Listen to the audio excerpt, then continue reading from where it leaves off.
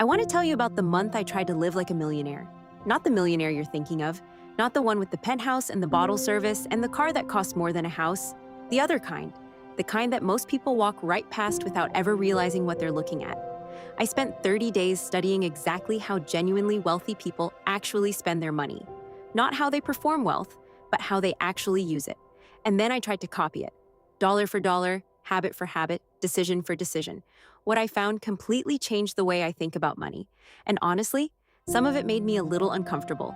Here's what started this. I kept seeing these articles, how millionaires spend their money, and every single one was the same. Private jets, personal chefs, luxury watches, and I kept thinking, that can't be the whole picture. Because I've read enough about actual wealth to know that the people quietly sitting on 7 and 8 figures usually don't look anything like that. So I went deeper. I looked at studies on the spending habits of high net worth individuals. I read The Millionaire Next Door. I looked at surveys of people with $1 million to $5 million in net worth. Not celebrities, not tech billionaires, just regular people who had quietly built real wealth. And the patterns that came up over and over again were nothing like what the internet told me to expect. So I made a list of the actual habits, and I gave myself 30 days to follow them as closely as I could. Here's what was on that list, and what happened when I tried to live it. Habit 1, they don't upgrade just because they can. The first thing I noticed in the research is that genuinely wealthy people have a deeply uncomfortable relationship with the word upgrade. When their income goes up, their spending doesn't automatically follow. They drive cars longer than you'd expect. They stay in houses that feel too small for what they earn. They wear the same coat for 6 years. This is the opposite of what most of us do. Most of us treat a raise as permission, like, I make more now, so I can finally get the thing. And then the next raise, same logic. And that's lifestyle inflation, the silent drain that keeps people perpetually one paycheck ahead of broke no matter how much they earn. So for week 1 of my challenge, I committed to a simple rule. I would not upgrade anything, even if I could afford to, even if it was reasonable. If something was working, it kept working. What I noticed by day 7, I had that itch constantly, that low-level hum of, wouldn't it be nicer if, and just naming it, recognizing it as the upgrade impulse, not a real need, made it lose most of its power. Habit 2, they spend heavily on things that save time or build health, and almost nowhere else. This one surprised me, because wealthy people do spend.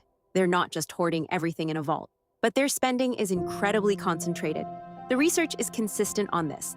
High net worth individuals spend more than average on health, doctors, quality food, gym memberships, sleep, and they spend on time, house cleaners, meal prep, anything that buys back hours. But outside of those 2 categories, their discretionary spending is often shockingly modest. They're not buying the experience, they're buying the outcome. So for week 2, I redirected. I stopped a few impulse purchases, stuff I was buying for the feeling, not the result. And I put that money toward one thing I'd been putting off that would genuinely save me time every week. The psychological shift was immediate. Spending felt intentional instead of reflexive. And that feeling? That's actually what wealthy people seem to be chasing, not the stuff. The sense of control. Habit 3, they are almost aggressively unbothered by what other people think of their money. This is the one that made me most uncomfortable, because it's the one I'm worst at. Wealthy people, the real kind, have an almost eerie indifference to how their spending looks to other people. They'll carry a 10-year-old wallet. They'll show up to dinner in a regular car. They'll wear something from 5 seasons ago without a second thought. Not because they can't afford otherwise, because they genuinely do not care. And I realized, sitting with this in week 3, how much of my own spending is actually about an invisible audience. Things I bought because of what someone might think if I didn't have them. Choices I made not for me, but for the version of me I was trying to project. The millionaire's habit here isn't frugality, it's freedom. Freedom from the exhausting performance of wealth. For week 3, I tried something uncomfortable. Every time I was about to spend, I asked one question. Am I buying this for me or for how I'll look to someone else? The honest answer, more often than I'd like to admit, was the second one. Habit 4, they automate the important stuff and ignore the rest. By week 4, I was starting to see the shape of something. And this last habit pulled it all together. Wealthy people don't white-knuckle their finances. They don't sit down every Sunday and fight with a spreadsheet. What they do is set things up once. Automated savings, automatic investments, automatic bill pay, and then they essentially ignore their money on a day-to-day basis. Because the system is handling it, this frees up enormous mental energy. Instead of constantly thinking about money, they've made the important decisions structural. The savings happen whether they feel motivated or not. The investment contributions go out whether the market is up or down. The money moves before they have a chance to spend it. For my final week, I set up one automated transfer I'd been putting off, just one. And the feeling of watching it happen without me having to do anything, that quiet, boring, powerful feeling, that might have been the most important thing I did all month. The twist, here's what I didn't expect. Copying Millionaire habits wasn't hard because it required sacrifice. It was hard because it required honesty. The upgrade habit forced me to admit how much I was spending to avoid discomfort, not to gain anything real. The spending categories made me confront how much of my money was going to feeling good for 10 minutes instead of outcomes I actually cared about. The social indifference habit made me look at how much of my life is performance. And the automation habit showed me how much mental energy I was wasting on decisions that could just be made once. None of this required earning more.